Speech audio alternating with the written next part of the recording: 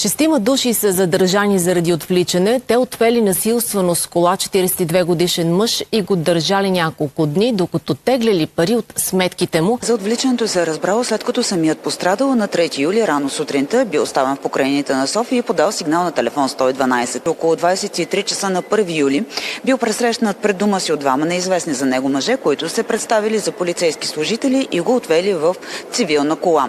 След което му сложили торба на главата и бил отведен със същата кола на 3 адреса в село Томпсън, град Перник и град София, като през това време бил взет неговия портфейл, в който имало банкови карти.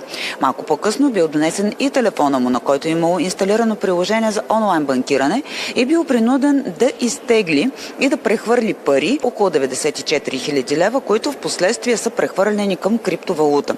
Любопитна информация обаче, че пострадалият е известен на разследващите като част от група за превоз на нелегални имигранти, а хората, които са го отвлекли, пък са оказали негови бивши бизнес партньори. Най-вероятно мотива на престъплението са неуредени финансови отношения.